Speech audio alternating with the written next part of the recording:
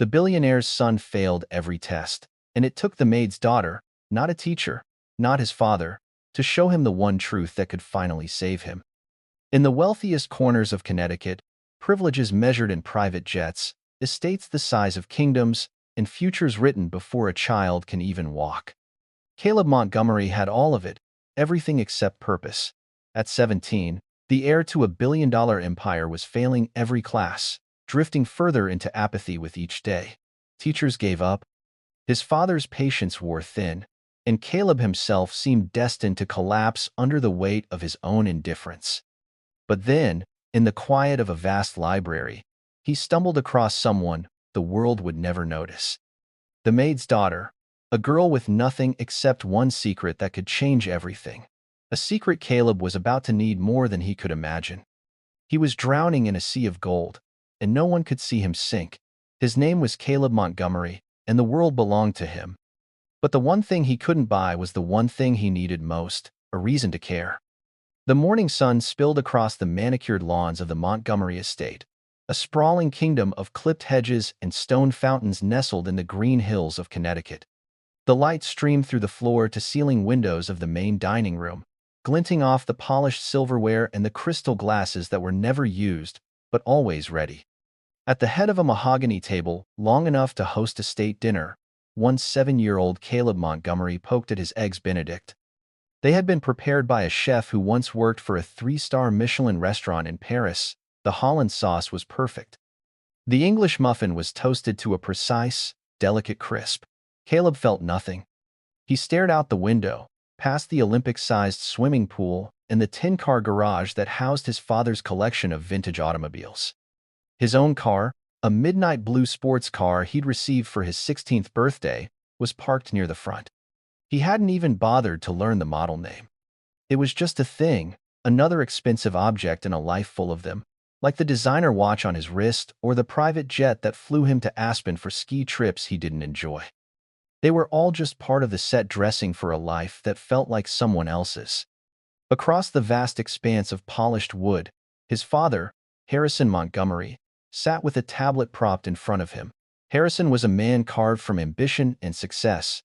His presence filled the room, cold and immense like a marble statue. His eyes, a sharp, piercing gray, darted across stock market figures. He hadn't looked up once since sitting down. He didn't need to.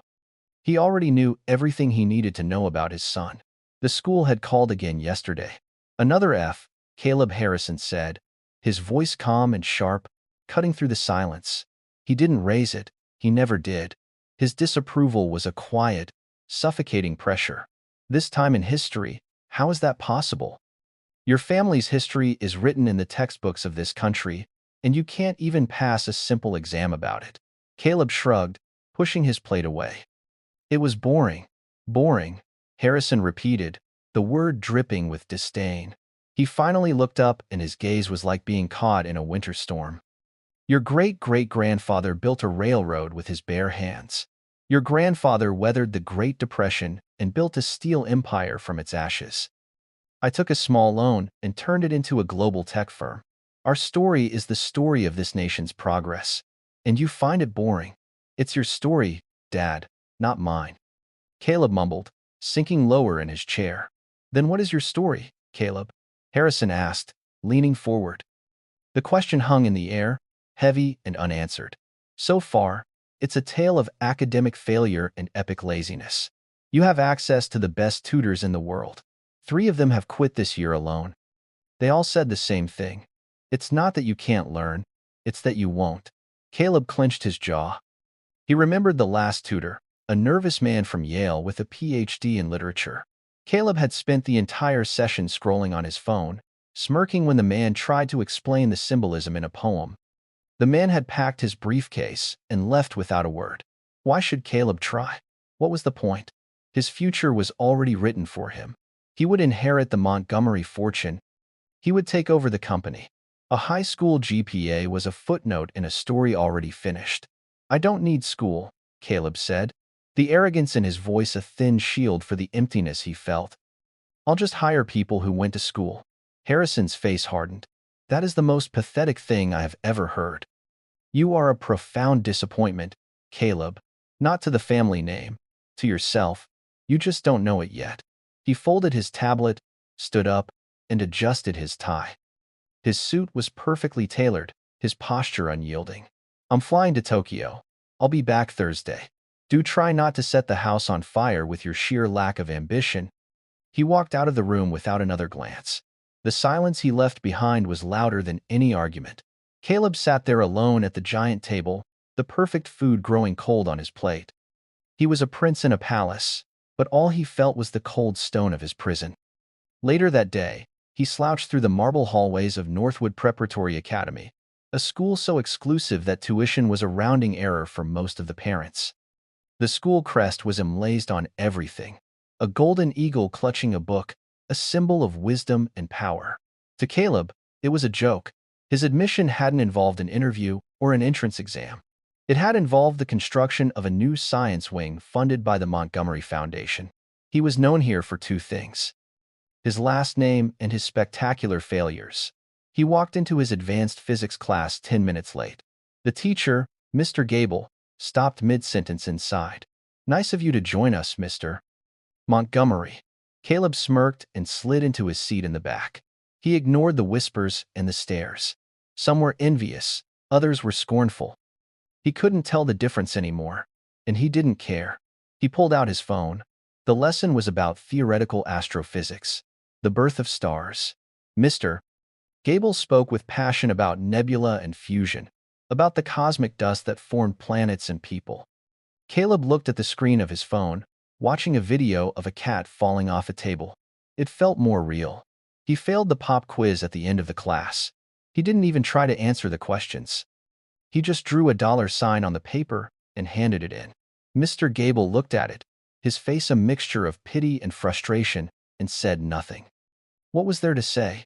The day ended with a meeting in the guidance counselor's office. Mrs. Albright was a kind woman with tired eyes who always smelled faintly of lavender. She had been trying to reach Caleb for 2 years. Caleb, she began folding her hands on her desk. His file was open in front of her. It was thick with reports of failed tests, skipped assignments, and disciplinary notes for his dismissive attitude. "We are at a critical point. Your GPA is now below the minimum requirement to even graduate. Statistically, you are in the bottom 1% of your class. Statistics are for people who have to try," he said, leaning back in his chair. Mrs. Albright's gentle smile faltered. "Your father is a great man. He's a pillar of this community. Don't you want to make him proud? My father respects stock prices and profit margins, not report cards."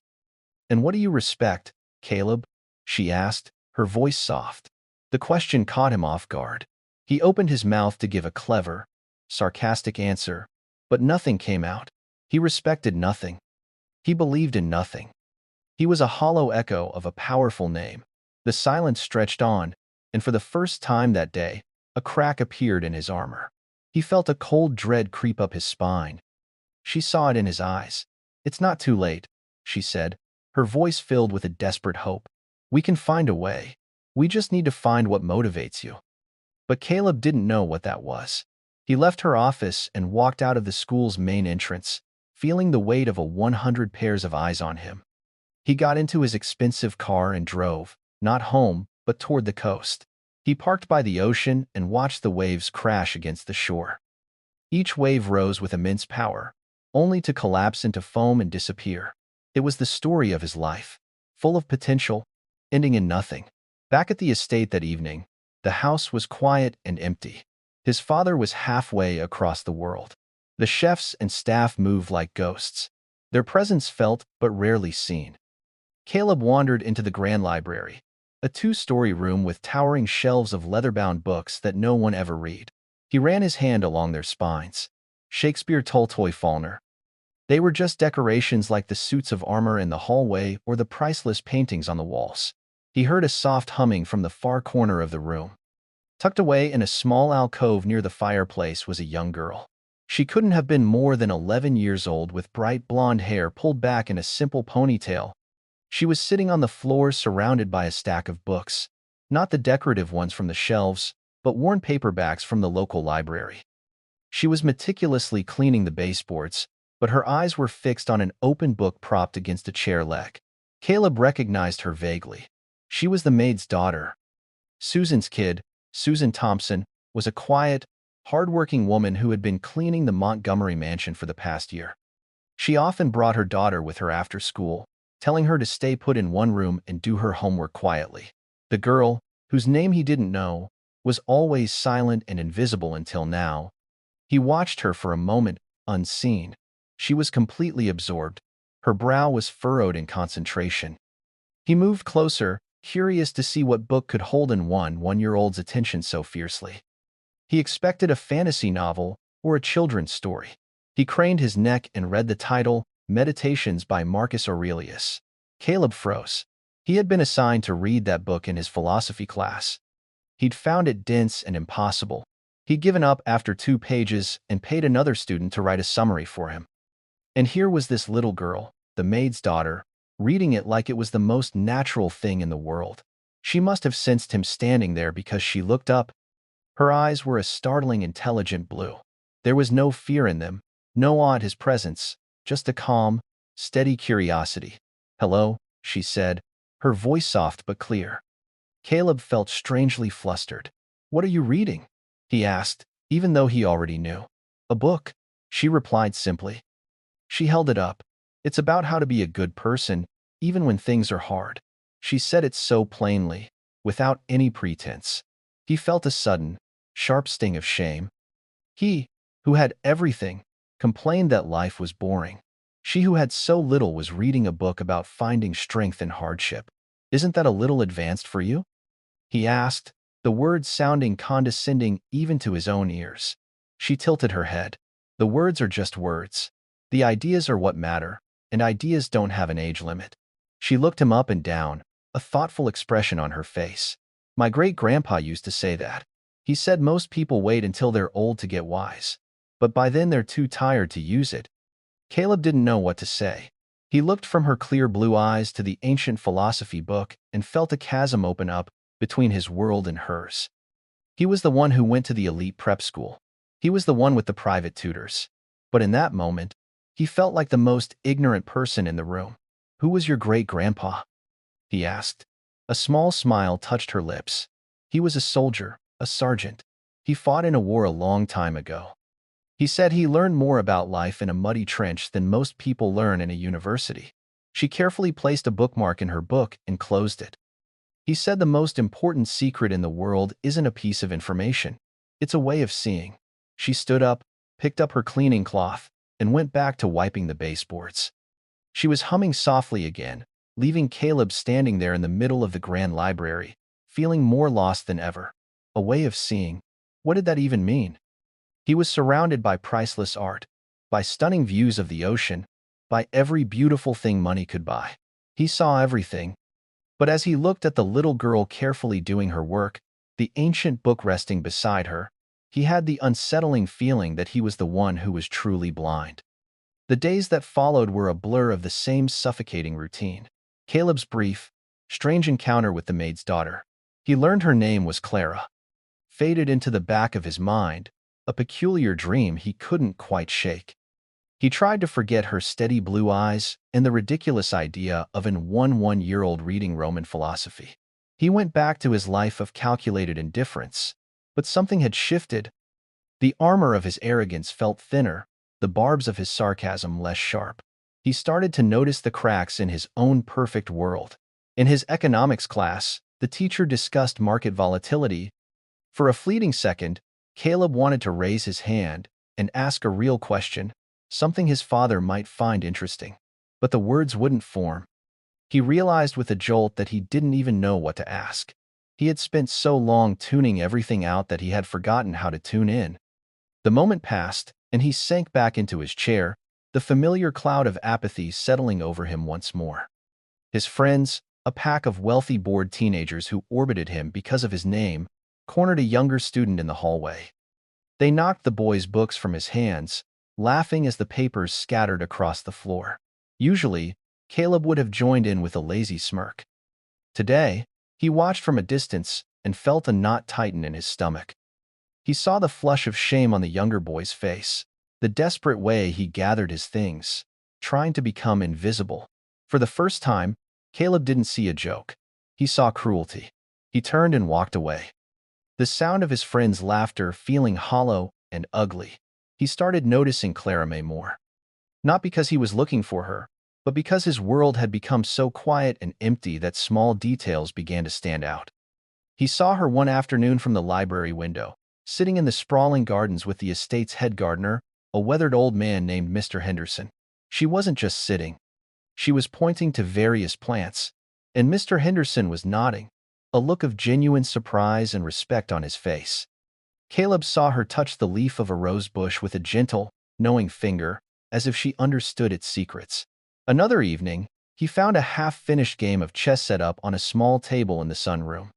He knew his father sometimes played against a computer program. Caleb had tried to learn once, but found it tedious. He studied the board. The black pieces were in a seemingly impossible position, cornered and on the verge of defeat. He saw no way out. The next morning, when he passed by the table, he saw that a single black pawn had been moved. The move was so simple, so unexpected that it completely changed the dynamic of the game. It opened up a brilliant, unforeseen line of attack.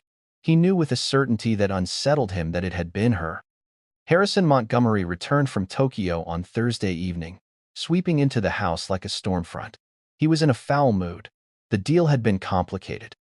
He found Caleb in the media room, staring blankly at a movie he wasn't watching. Harrison didn't say hello. He simply dropped a thick manila envelope on the coffee table in front of his son from Northwood. Harrison said, his voice dangerously low. A comprehensive report on your academic standing, your attendance, and your attitude. It seems you've managed to set a new record for underachievement. Caleb didn't look at the envelope. I told you I don't care about school. That much is obvious, Harrison snapped. But you will care about this. He pulled a sleek black phone from his pocket, Caleb's phone, and placed it on the table. Next to it, he dropped Caleb's wallet thick with credit cards. Finally, he tossed a set of car keys onto the pile. They landed with a metallic clatter that echoed in the silent room. What's this? Caleb asked, a sense of dread creeping over him. This is the end of the line, Caleb.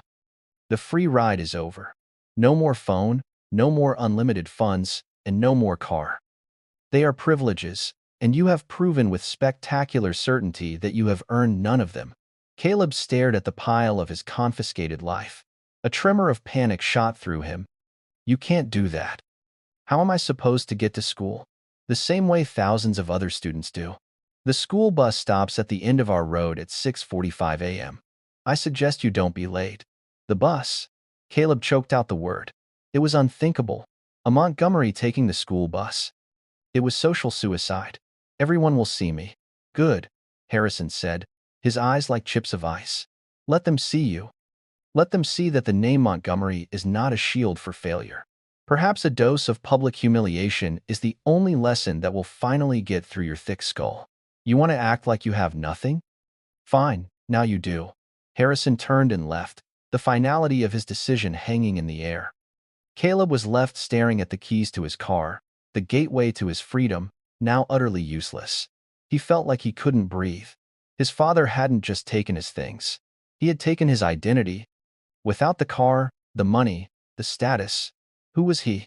He was nobody, just a failing student who had to ride the bus. The next morning was a nightmare. He woke up before dawn, the house dark and silent. He dressed in the plainest clothes he owned and walked the half-mile down the winding private driveway to the main road. The air was cold, and the sky was a grim, unforgiving gray. He stood by the side of the road, hands shoved in his pockets, feeling exposed and ashamed. When the big yellow bus lumbered to a stop, its doors hissing open, he felt 100 pairs of eyes on him. He climbed the steps, avoiding eye contact, and slid into an empty seat at the back. The worn vinyl cracked and cold. The bus smelled of diesel fumes and stale bubble gum. It was the longest 20 minutes of his life. This became his new reality. His friends at school mocked him relentlessly. Kyle Jennings, a boy whose father was a rival of Harrison's, was particularly vicious. Look, everyone, Kyle shouted across the cafeteria. Montgomery's finally slumming it with the rest of us. How's the bus ride, Caleb? Did you get your designer suit dirty? Caleb would just clench his fists and walk away, the angry retort dying on his tongue. What could he say? It was true. He was a joke. Stripped of his phone and his car, his evenings became long, empty stretches of time. He couldn't escape into a screen or drive away from his problems. He was trapped in the huge silent house with nothing but his own thoughts for company, and it was in this forced silence that he began to truly see Clara May. He found her one afternoon in the kitchen helping her mother polish the silver. Susan Thompson was a woman of few words with a tired but kind face. She moved with a quiet efficiency, but Caleb could see the worry etched around her eyes. Her job, her life, was precarious. He watched as Clara May took a tarnished fork and worked on it with a soft cloth. She wasn't just cleaning it, she was studying it. Why do some spots get darker than others? She asked her mother softly. It's just tarnish, honey. From the air, Susan replied, her focus on her own work. But it's not the same everywhere, Clara May insisted, holding it up to the light. It's darkest in the little carved parts, because the air gets trapped there longer. It's like a grudge. If you don't clean out the small hidden places, that's where the bitterness settles. Caleb stood in the doorway, stunned by the simple, profound observation. He had looked at silverware 1,000 times and seen only forks and spoons. She looked at it and saw a lesson about human nature. His desperation finally outweighed his pride. He needed help, and the tutors, the counselors, and his own father had all failed him. This strange, quiet girl with the old soul was his last resort. He found her later that week back in the library, not reading, but sketching in a small notebook. He walked over, his heart pounding nervously. "Hi," he said. She looked up, her expression calm and unreadable. "Hello, Caleb." He swallowed hard. "That thing you said about your great-grandpa, about a way of seeing. What did you mean?" She closed her sketchbook and looked at him, her blue eyes seeming to peer right through his defenses. "Why do you want to know?" Because he struggled for the words. "Because I think I'm blind. I look at everything and I don't see anything. I listen and I don't hear. I'm failing everything. Not just school. Everything." The confession came out in a raw, broken whisper. It was the most honest thing he had said in years. Clara May was silent for a long moment, studying his face. Her mother, Susan, who had been dusting nearby, paused and looked over, a worried expression on her face. She started to move toward them to shoo her daughter away from the troubled rich boy. But Clara May held up a hand, a small, subtle gesture that stopped her mother in her tracks. She turned her full attention back to Caleb. "My great-grandpa, Sergeant Elias Peterson, he was a scout in the war," she said, her voice low and serious. "His job was to go into enemy territory alone and see things that no one else could see. Not just to look at a forest, but to see which branches were broken, to see which rocks had been moved, to see the story of what happened there. His life and the lives of all the men in his company depended on it." She leaned forward slightly. "He taught me that most people live their whole lives on the surface. They see the car but not the engine. They hear the words but not the meaning behind them. This way of seeing, it's not a trick. It's about paying attention. It's about understanding the why behind the what." Can you teach me?" Caleb asked, the question feeling heavy and momentous. "I'll do whatever you say." Her mother looked on, her worry now mixed with a flicker of awe at her daughter's quiet authority. Clara May held his gaze. "I can show you what he showed me, but it's not easy. It will be harder than any test you've ever failed at school. There are conditions." "Anything," he said, desperate. "First," she said, holding up one finger, "you have to start from zero. Everything you think you know about your school, about your father, about yourself, forget it. It's just noise." She held up a second finger. "Second, you must do exactly as I say, even if it seems strange or pointless. There is a reason for everything." Finally, she looked him dead in the eye, her expression more serious than he had ever seen on anyone, let alone a child. "And third, you have to put your pride in the trash can. It's the heaviest thing you carry, and it's useless. It's the wall you've built between yourself and the world. If you can't get rid of it, you'll never see a thing." Caleb stared at her. This one-year-old girl who spoke with the wisdom of a general. He felt a flicker of hope, the first he had felt in a long, long time. It was a terrifying, exhilarating feeling. He took a deep breath. "Okay," he whispered. "I'll do it." She nodded once, a crisp, decisive gesture. "Good," she said. "Your first lesson begins tomorrow at sunrise in the garden. Don't be late." The sun was just a faint blush on the eastern horizon when Caleb arrived in the garden the next morning. A cool, damp mist clung to the ground, and the air was still and silent. For the first time in his life, Caleb was awake before the world, and it felt like a foreign country. He saw Clara May standing near the enormous ancient oak tree that dominated the center of the estate's main lawn. She was wearing simple overalls and holding a small, empty glass jar. She didn't greet him. She just pointed to the ground at the base of the tree. "What do you see?" she asked. Caleb looked down. He saw grass damp with dew. He saw a few scattered leaves and a patch of dark, rich soil where the roots of the great oak broke through the surface. He felt a surge of irritation. He had dragged himself out of bed at this ridiculous hour for this. "I see grass and dirt," he said, his voice flat. "Look again," she said, her tone patient but firm. "Don't just look." "See?" He sighed and crouched down, forcing himself to stare at the patch of ground. It was just ground. He felt foolish. This was a stupid game. He was about to stand up and tell her this was a waste of time when a tiny movement caught his eye. An ant struggling to carry a breadcrumb that was 3 times its size. He watched it navigate a perilous landscape of pebbles and blades of grass. Then he noticed something else. A small, perfect spiderweb strung between 2 blades of grass, glistening with dew. A work of art that would be gone as soon as the sun rose higher.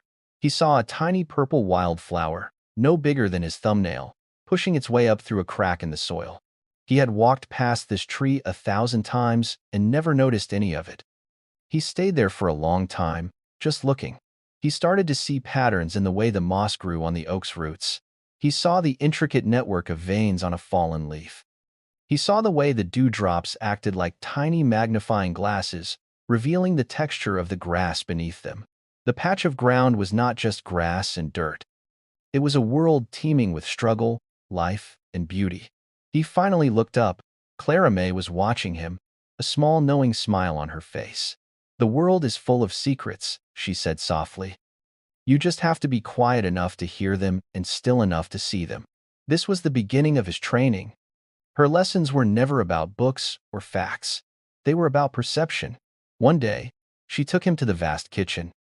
The head chef, a temperamental Frenchman named Jean-Pierre, was in a frenzy, directing his staff as they prepared for a dinner party Harrison was hosting that evening. The air was a cacophony of clanging pots, sizzling pans, and shouted orders. "Close your eyes," Clara May commanded. Caleb obeyed, feeling out of place and conspicuous. "Okay, now what?" "Just listen," she said. "But don't listen to the noise. Listen to the story. What is the kitchen telling you?" At first, all he heard was chaos, but he forced himself to focus, to separate the sounds. He heard the rhythmic thump-thump-thump of a chef chopping vegetables, the sound steady and practiced. He heard the nervous, high-pitched clatter of a younger kitchen hand dropping a spoon. He heard the confident sizzle of a steak hitting a hot pan and the anxious hiss of a sauce boiling over. He heard Jean-Pierre's voice, sharp and stressed, barking an order, followed by the quiet, respectful, "Yes, chef" from his team. It wasn't just noise. It was a symphony of pressure, skill, anxiety, and expertise. It was a story about a team working under immense stress to create something perfect. He could almost taste the tension in the air. "They're scared of him," Caleb said, his eyes still closed. "The head chef, they respect him, but they're afraid of making a mistake." "Good," Claire whispered. "Now what else?" Caleb focused again, listening deeper. "Someone is new?" he said, surprising himself. "Their movements are clumsy. They dropped something." He opened his eyes. Clara May was nodding. She pointed to a young man in the corner, frantically trying to clean up a small spill, his face flushed with embarrassment. Caleb had never felt more connected to the world around him. He had spent his life in this house, but he had never truly been in it. His most difficult lesson came a week later. Clara May led him to his father's study. It was a room Caleb avoided, a shrine to Harrison Montgomery's success. The walls were lined with awards, photos of him with world leaders, and framed copies of magazine covers bearing his face. It was a room that always made Caleb feel small and inadequate. "Your father called the school yesterday," Clara May said, her voice gentle. "He spoke with your guidance counselor. He wants another report on your progress." Caleb's stomach tightened. "There is no progress. My grades are still terrible. I haven't turned in an assignment in a month." "He's going to be furious." "Maybe," she said. "Or maybe you're only reading the cover of the book. Look around this room, Caleb." "Really?" "Look, what do you see?" He saw what he always saw, a monument to a man he could never please. "I see proof that I'm a failure," he muttered. "That's your pride talking." She corrected him calmly. "Your pride is a mirror. It only shows you a reflection of yourself. I want you to look through the window. Look at him." She guided him to a large framed photograph on the wall. It was a picture of a much younger Harrison Montgomery, standing in front of a dilapidated garage. He was holding a jumble of wires and a circuit board. He looked thin, hungry, and exhausted, but his eyes were blazing with an intensity Caleb had never seen before. There was no tailored suit, no powerful CEO. It was just a young man with a dream. "This was his first office," Clara May said softly. "My mom said he used to work 18 hours a day. He slept on the floor. He put every dollar he had into this." She then pointed to a smaller, older photo tucked away on a bookshelf. It showed a stern-faced man in overalls standing next to a young boy. The boy was Harrison. He was holding a report card and looking up at his father with a mixture of fear and hope. "That was your grandfather," Clara May explained. "He was a hard man. He believed that success was the only thing that mattered. He taught your father that love and approval had to be earned. They weren't given for free." Caleb stared at the photos, his heart pounding. He had seen them before, of course, but he had never seen them. He had seen them as chapters in the great Montgomery myth.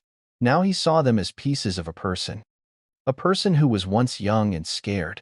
A person who was taught that his value was tied to his achievements. He looked around the room again. He saw the awards not as weapons used to measure his own failures, but as scars from his father's battles. He saw the photos with presidents and kings, not as trophies, but as evidence of a relentless, lonely climb to the top. He wasn't looking at a god in a temple anymore. He was looking at the story of a man, a brilliant, driven, and deeply flawed man who was terrified of failure because failure meant he was unworthy of love. "He doesn't push you because he's disappointed in you," Claire whispered, as if reading his mind. "He pushes you because he's terrified for you. He doesn't know any other way to show you that he cares." The realization hit Caleb with the force of a physical blow. All the anger and resentment he had held for his father began to dissolve, replaced by a painful, aching empathy. His father wasn't a tyrant. He was a prisoner locked in a cage built by his own father, and he had passed that cage down to Caleb. That evening, Harrison Montgomery came home late, looking tired and stressed. He walked past Caleb in the hallway with barely a nod. The old Caleb would have bristled at the dismissal. The new Caleb saw the deep weariness in his father's eyes and the slight slump in his shoulders. He took a deep breath, his heart hammering in his chest. "Dad." Harrison stopped and turned, his expression impatient. "What is it, Caleb?" "I have a dozen calls to make. I saw that old photo of you in the garage," Caleb said, his voice unsteady. "It must have been hard, starting with nothing like that." Harrison was taken aback. He stared at his son, suspicion in his eyes. He was waiting for the sarcastic punchline, the request for money, but it never came. He just saw a genuine curiosity on his son's face. A strange, unreadable expression crossed Harrison's face. The hard lines around his mouth softened for just a fraction of a second. "It was," he said, his voice gruff, but without its usual edge. "It was a different time." He paused as if he wanted to say more, but the habit of a lifetime was too strong. He simply nodded curtly and continued down the hall to his study. It wasn't a breakthrough. It wasn't a heart-to-heart conversation, but it was a start. It was a single clean note in a lifetime of noise. For the first time, Caleb hadn't been talking to the CEO or the family patriarch. He had been talking to his father. And for the first time, his father had heard him. Caleb stood in the hallway, a sense of quiet wonder washing over him. He hadn't passed a test or earned a grade, but he had seen something. He had connected, and it felt more real and more valuable than anything he had ever owned. He knew he still had a long way to go. His grades were a disaster, and his future was a terrifying blank slate. But for the first time, he felt like he was standing on solid ground. The world was beginning to come into focus, one small, forgotten detail at a time. All thanks to the maid's daughter, who had shown him the secret was not in finding the right answers, but in learning to ask the right questions. Caleb's transformation was not a sudden dramatic explosion. It was a slow, quiet dawn. The lessons in the garden and the kitchen began to bleed into the rest of his life, coloring everything with a new layer of meaning. He started taking the school bus not with a sense of shame, but with a feeling of quiet observation. He noticed the tired mother of 3 in the front seat, her brow furrowed with worry as she looked over a handful of crumpled bills. He saw the 2 teenage boys in the back who always acted tough, but whose laughter never quite reached their eyes. He started to see the people around him not as extras in his own movie, but as the main characters of their own complex stories. This new lens began to refocus his view of school. He walked into his history class, the one his father had so scathingly condemned him for failing, and for the first time, he listened. Mr. Gable was lecturing about the Industrial Revolution. Before, Caleb would have heard a dry recitation of dates, inventions, and long dead-ad industrialists. Now, he heard a story of desperation and ingenuity. A story of families leaving their farms for the promise of a better life only to find themselves trapped in the gears of a new, relentless machine. Mr. Gable put a photograph on the projector. It showed a group of grim-faced factory workers, their faces smudged with soot, their bodies slumped with exhaustion. As you can see, Mr. Gable said, the conditions were harsh, long hours, low pay. It was a difficult time for the working class. From the back of the room, Kyle Jennings snorted. They look miserable. They should have just gotten a better job. A few of his friends snickered. The old Caleb would have remained silent or perhaps even joined in the mockery. The new Caleb felt a surge of something else. Not anger, but a need to correct the narrative. He raised his hand. Mr. Gable looked up, his surprise so evident, it was almost comical. Yes, Mr. Montgomery. They couldn't just get a better job, Caleb said, his voice clear and steady. The entire class turned to look at him. There were no better jobs. Look at their hands. They're rough, calloused. These people worked with their hands their whole lives. The man in the middle, his shoulders are slumped. It's not just from a long day. It's the weight of knowing that this is it. This is his entire life. And look at the boy on the left. He can't be more than 12. He's not looking at the camera. He's looking at the man next to him. Maybe it's his father. He's not just seeing a tired worker. He's seeing his own future. A stunned silence fell over the room. Kyle Jennings stared at him, his mouth agape. Mr. Gable slowly lowered the laser pointer he was holding. He was looking at Caleb not as a failure, but as a student. That is an exceptionally insightful analysis, Caleb, Mr. Gable said, his voice filled with a genuine astonished respect. Thank you. Caleb felt a warmth spread through his chest. It was a feeling more satisfying than any new car or expensive watch. It was the feeling of being seen, of being understood. He started applying Clara May's methods to everything. In literature, he stopped trying to memorize symbolism and started trying to understand the author's pain, their joy, their reason for telling the story. In physics, he stopped seeing formulas on a page and started seeing the elegant, invisible laws that govern the universe. From the orbit of a planet to the arc of a thrown baseball, his grades began to change. Not overnight, but slowly, steadily, an F became a D. A D became a C-. It wasn't a miracle. It was hard work. For the first time in his life, Caleb was trying. He stayed late in the library. He asked questions in class. He stopped being a spectator in his own education and started being a participant. His father noticed, of course. Harrison Montgomery noticed everything. He saw the improved report from the school, but he was suspicious. He saw it not as progress, but as a trick, another one of Caleb's schemes. "What is this, Caleb?" Harrison asked one evening, holding the interim report. "Did you finally decide to pay someone to take your test for you? Because these grades, while still abysmal, are slightly less abysmal than usual." "I'm just trying," Caleb said, refusing to let his father's cynicism extinguish his newfound spark. "Trying isn't good enough," Harrison shot back. "Results are the only thing that matters. You have final exams in 3 weeks. They will determine whether you graduate. They will determine whether this little experiment in slumming it on the school bus comes to an end. Do not disappoint me again." The pressure was immense. The final exams were a mountain he had to climb, and he knew he couldn't do it alone. He went to Claire. He found her in the greenhouse carefully tending to a collection of orchids. "He doesn't believe me," Caleb said, the frustration evident in his voice. "I'm finally doing the work, and he thinks it's a scam." Maid didn't look up from her task. She gently misted the leaves of a delicate white orchid. "It doesn't matter what he believes," she said. "It matters what you do. His opinion is just weather. It changes. Your actions are the ground you stand on. Make it solid." "But how?" 3 weeks isn't enough time to learn a whole year's worth of material. "You don't need to learn it," she said, finally turning to look at him. "You already know it. The information is in the books. It's in your notes. What you need to learn is how to connect it. History, science, literature, they're not separate islands. They're all part of the same continent. You just need to find the bridges." Her idea of studying was unlike anything he had ever done. They didn't use flashcards or practice tests. Instead, she had him create a map, a giant sprawling mind map on a whiteboard in the unused ballroom of the mansion. They started with a single event, the construction of the Transcontinental Railroad, his great-great-grandfather's legacy.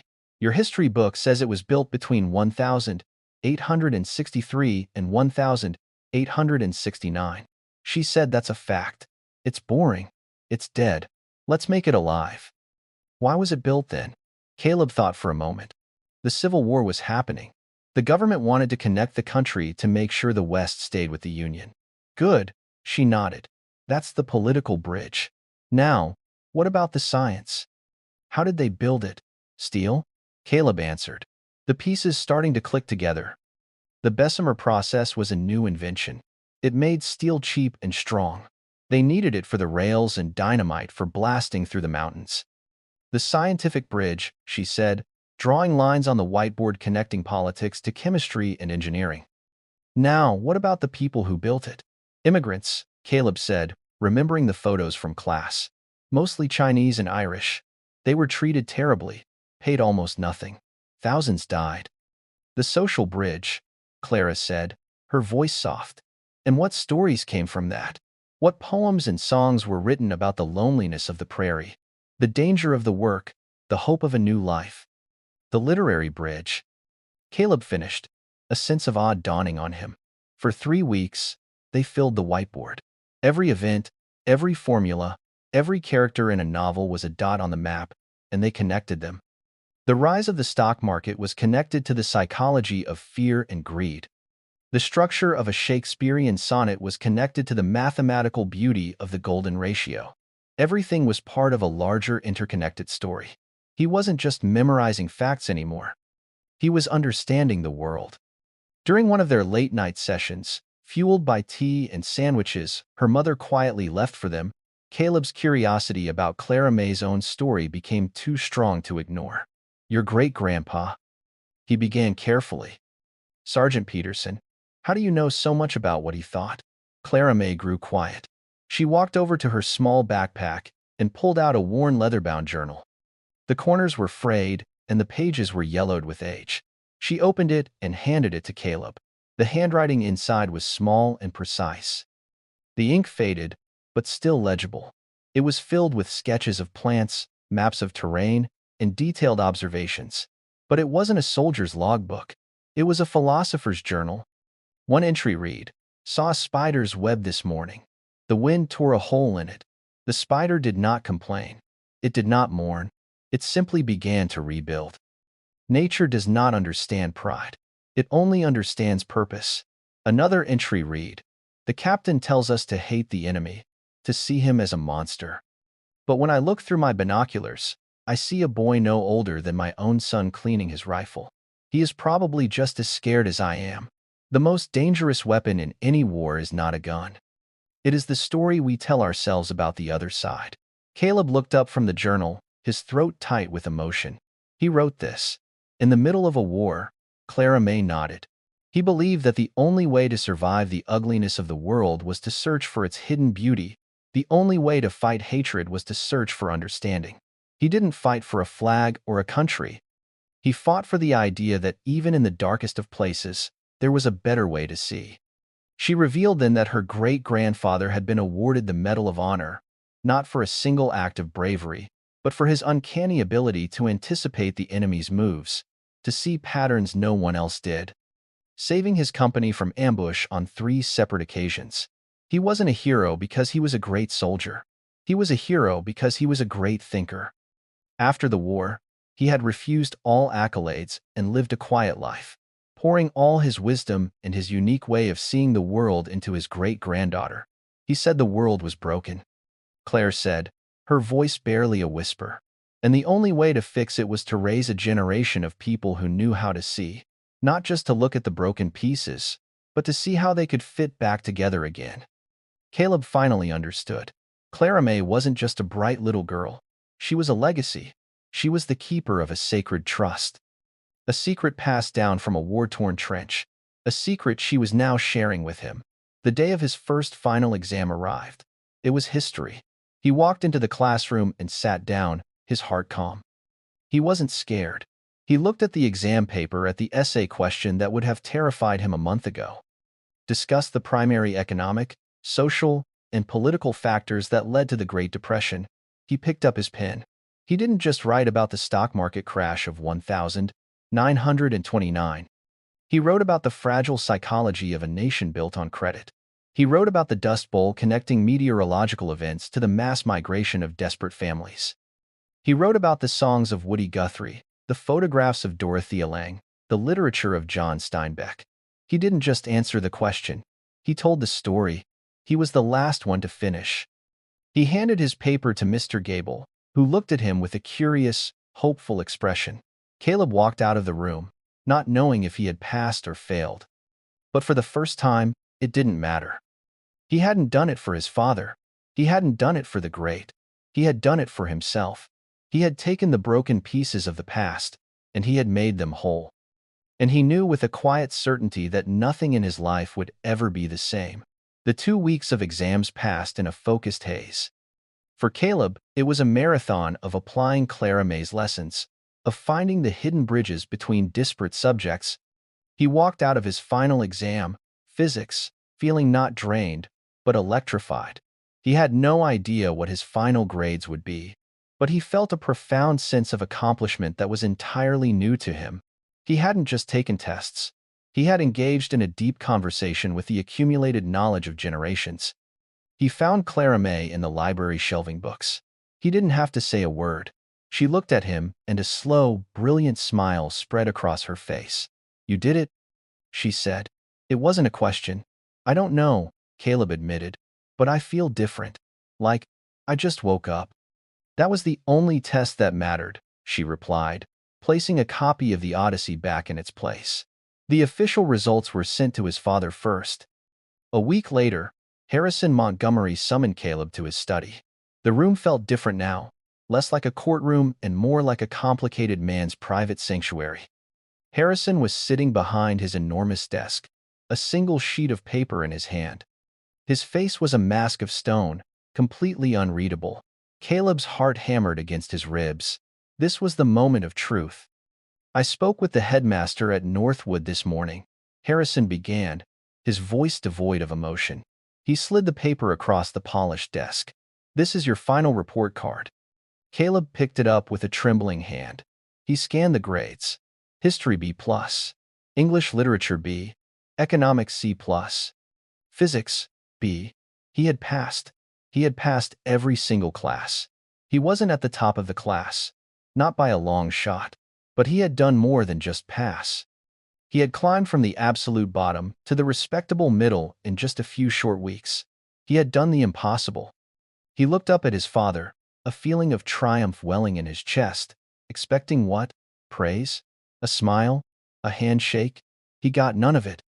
Harrison leaned back in his chair, his eyes cold and narrow. "It's a remarkable improvement," he said, his voice dangerously quiet. "So remarkable, in fact, that it's impossible.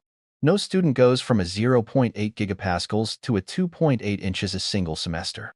No one." The air went cold. "What are you saying?" Caleb asked, his voice barely a whisper. "I'm saying you cheated," Harrison said, the words landing like stones. "I don't know how. I don't know who you paid or what strings you pulled, but this is not the work of an honest student. This is the work of a con artist. And while I can tolerate a fool, I will not tolerate a cheat in my house." Caleb stared at him, his mind reeling. It was the ultimate irony. For the first time in his life, he had done something honestly with his own effort, and his father was accusing him of fraud. The injustice of it was so profound, it stole his breath. All the old anger, the old resentment came roaring back. "You're wrong," Caleb said, his voice shaking with a mixture of fury and pain. "You're wrong. I did the work. I learned it." "Don't lie to me," Harrison thundered, slamming his fist on the desk. "You've been a disappointment your entire life, but this is a new low to lie so brazenly to my face. Did you think I was that stupid?" In that moment, something inside Caleb snapped. The fear he had always felt in his father's presence was burned away by the white-hot fire of his anger. But Clara May's lessons held. He didn't just see a tyrant. He saw the man in the photograph, the boy desperate for his own father's approval. He saw a man so blinded by his own rigid definition of success that he couldn't recognize real growth when it was right in front of him. "No," Caleb said, his voice suddenly calm and clear. The rage settled into a core of absolute certainty. "I don't think you're stupid, Dad. I think you're blind. You've spent your whole life looking at balance sheets and stock tickers, and you've forgotten how to read a person. You look at me, and you don't see a son. You see a bad investment. You've been so obsessed with teaching me the cost of everything that you never taught me the value of anything." He placed the report card back on the desk. "I didn't do this for you," he said, the words ringing with a newfound authority. "I did this for me. And frankly, whether you believe me or not is your problem, not mine. I don't need your approval anymore. I'm not a line item on your ledger." He turned and walked out of the study, leaving Harrison Montgomery speechless for the first time in his life. He left his father sitting alone in his temple of success, a king on a throne of gold, suddenly and utterly powerless. Caleb found Clara May sitting on the steps of the back porch watching the sunset.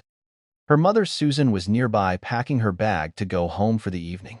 "He didn't believe me," Caleb said, sitting down beside her. The anger had faded, leaving behind a hollow ache. "I know," she said softly. Susan Thompson looked at Caleb, her eyes full of a sympathy that was almost unbearable. "I'm sorry, Caleb. He's a hard man to please." "It doesn't matter," Caleb said, trying to convince himself as much as them. "I'm done trying." He looked at Claire May, at this incredible one-year-old girl who had single-handedly changed the entire course of his life. "How can I ever repay you?" Claire looked not at him, but at her mother. A silent, meaningful glance passed between them. It was Susan who finally spoke, her voice hesitant but firm. "There is one thing, a favor." "Anything," Caleb said instantly. "It's about my brother," Susan said, her gaze dropping to her hands. "Clara May's uncle. He worked for your father's company for 20 years. A senior programmer. He was loyal, hardworking. A few years ago, there was a security breach. A big one. Millions of dollars were lost. They needed someone to blame, and they blamed him. They said he sold company secrets. Your father fired him." Clara May picked up the story, her voice tight. "He was disgraced. No one else would hire him. We lost everything. That's why my mom has to work 2 jobs. That's why we had to sell our house." Caleb was stunned.